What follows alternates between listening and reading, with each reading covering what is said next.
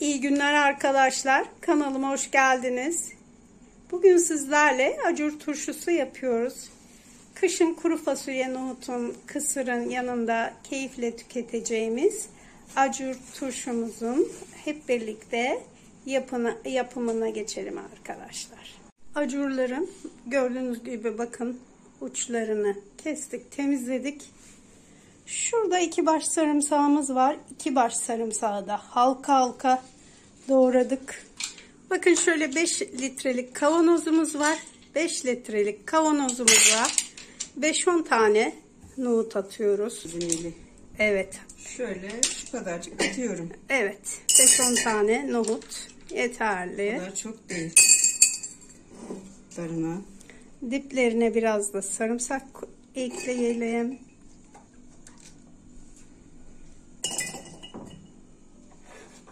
Kornişonları bakın şöyle dikine ya da yatay olarak güzelce yerleştirelim. Bakın şöyle yan yatırıp sıra sıra düzgün olması için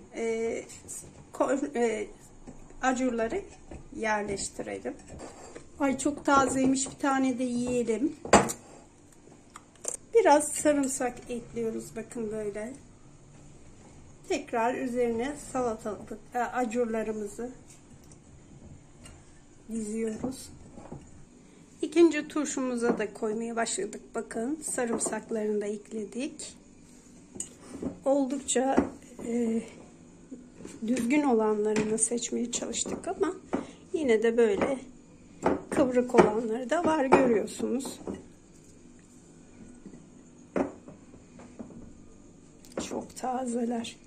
Dün dalından koptu bu acurların hepsi. Tarladan kendi ellerimizle topladık. Bakın 5 litrelik 2 kavanozumuz da hemen hemen dolmak üzere. Şöyle doldurmaya başladık kornişonumuzu. Kusura bakmayın arkadaşlar, acur diyeceğime yanlışlıkla hep kornişon ya da salatalık diyorum.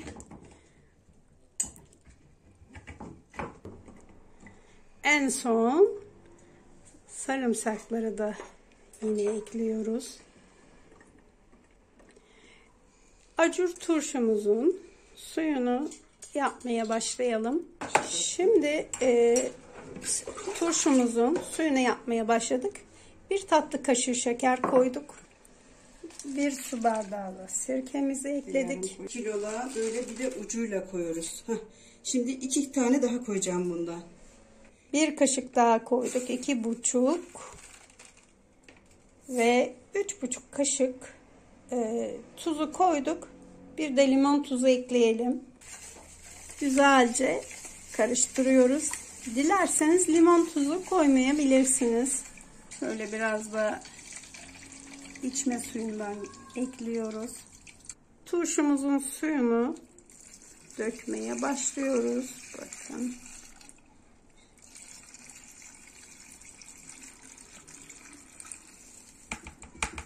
Şimdi suyunu da eklemeye devam edelim.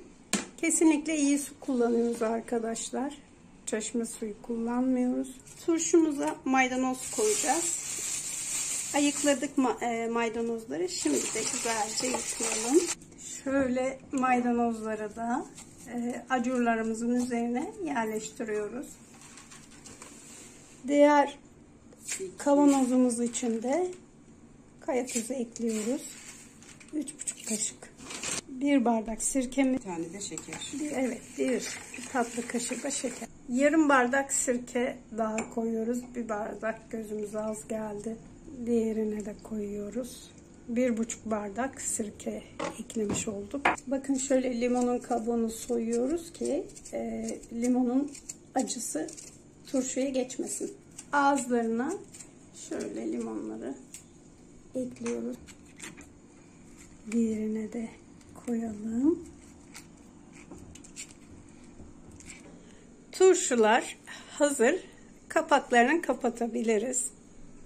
Kapaklarını artık kapatıyoruz.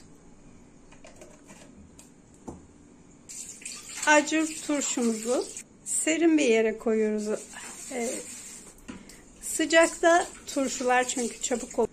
Videomuzun sonuna geldik arkadaşlar. Başka videolarda görüşmek üzere. İyi günler.